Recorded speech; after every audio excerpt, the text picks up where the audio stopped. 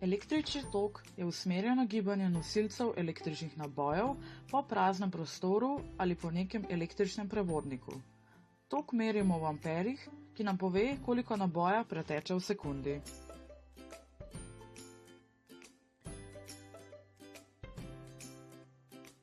Da tok sploh steče, je potrebna električna napetost. Pove nam, koliko dela je treba opraviti, da se bodo naboji sploh premaknili. Napetost merimo v voltih.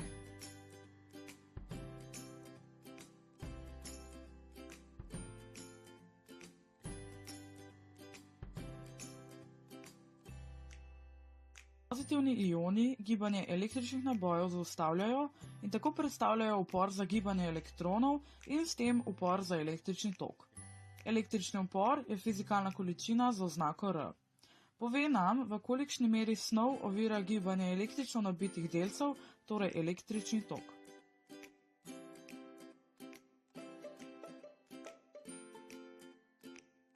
Odvisen je od snovi, temperature, gostote gibljivih delcev naboja, tlaka plina in tako dalje.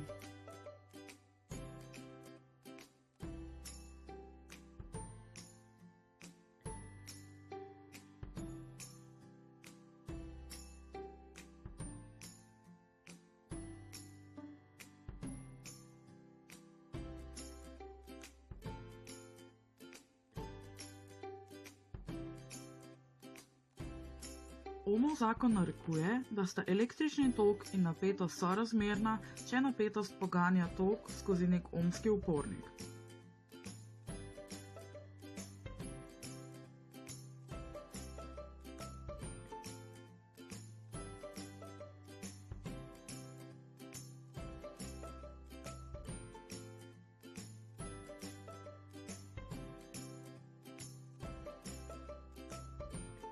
Električni tokokrog je sklenjena pot, po kateri je možen trajen električni tok.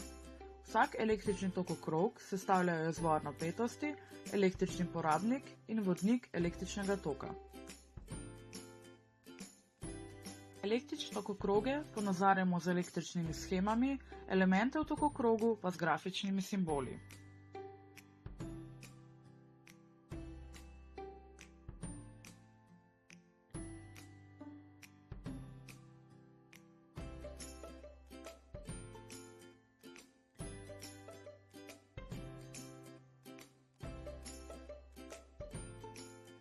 Vir napetosti je vsem dobro poznan v praksi.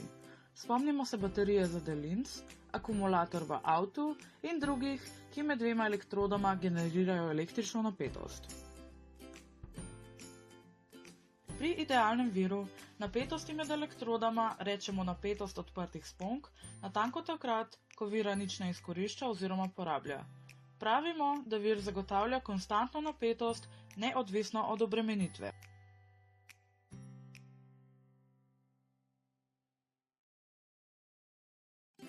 Ker ima vsak vir določeno notranjo upornost, idealen napetostni vir ne obstaja. Tako takemu viru rečemo realen napetostni vir. Ob priključitvi vira na breme steče tok, ki povzroči padec napetosti na bremenu in na notranji upornosti vira. Kar tudi pomeni, da imamo na zunanjih sponkah vira neko manjšo napetost, ki je zmanjšana za padec napetosti na notranji upornosti vira. Realen napetostni vir ponazorimo z zaporedno vezavo idealnega napetostnega vira in upora. Električni porabniki so naprave, ki za svoje delovanje potrebujejo in porabljajo električno energijo. Ob vodnikih električnega toka se veča upornost, kar posledično pomeni slabšanje razmer za normalno delovanje porabnikov.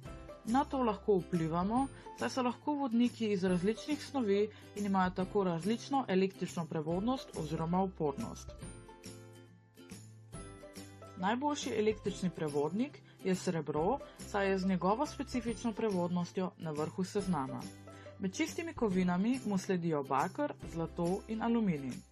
Za vodnik električnega toka lahko uporabljamo tudi zlitine, v elektrotehniki se le-te uporabljajo predvsem za izdelavo žičnih uporov in električnih grelnikov.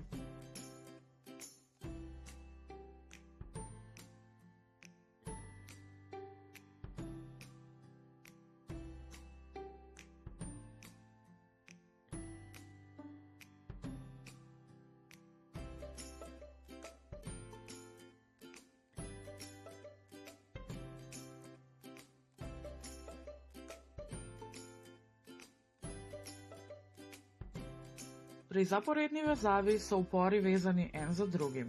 Če si žico predstavljamo kot reko, ki teče, moramo iti preko več uporov, brez da bi se ta reka kje ločila oziroma odcepila. N je nadomestna upornost vezja, R1, R2, R3 pa so vezani upori. Celotno upornost lahko nadomestimo z enim nadomestnim uporom. Pri zaporedni vezavi uporov se upori seštevajo. Upori se bodo seštevali, tudi če jih je več, med seboj pa morajo biti vezani zaporedno.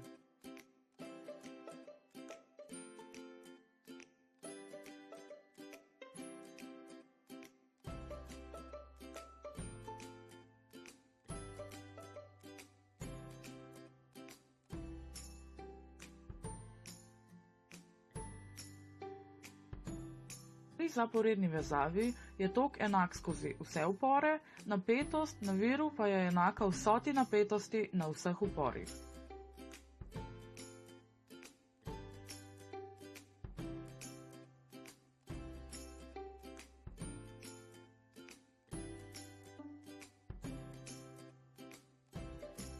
Pri vzporedni vezavi so upori vezani en ob drugem oziroma vzporedno. Po naše poimenovana reka se v tem primeru razcepi, gre skozi vse upore in se nato ponovno združi.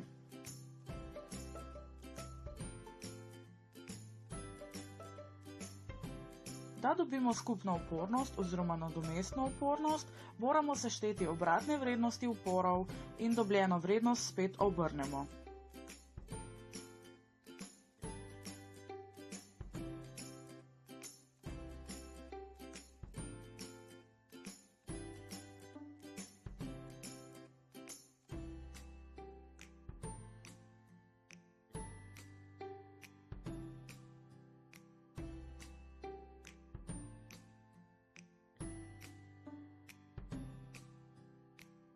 Pri vzporedni vezavi je napetost enaka na vseh uporih, tok skozi vir pa je enak vsoti tokov skozi vse upore.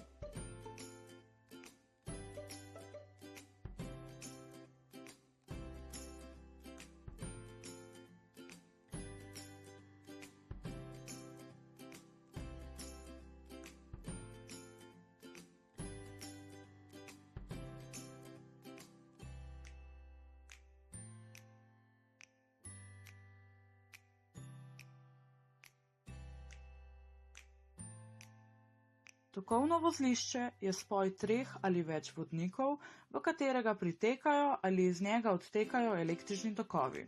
Smeri tokov označujemo s puščico.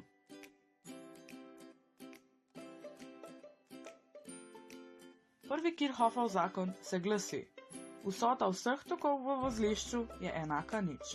Pri tem so tokovi, ki pritekajo v vozlišče, pozitivni in odtekajoči tokovi negativni. Povemo ga lahko tudi drugače. In sicer, v vozlišču je vsota pritekajočih tokov enaka vsoti odtekajočih tokov.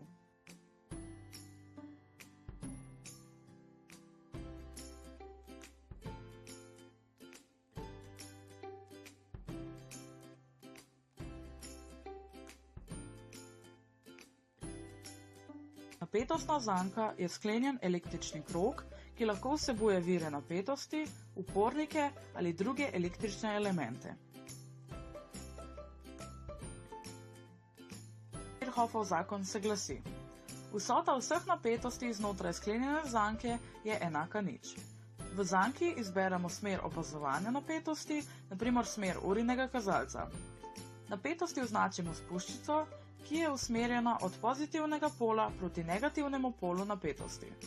Če se smer puščice ujema s smerjo opazovanja, naj bo napetost pozitivna, v nasprotnem primeru pa negativna. Povemo ga lahko tudi z drugimi besedami, in sicer: napetost izvira je enaka vsoti padcev napetosti na bremenskih uporih.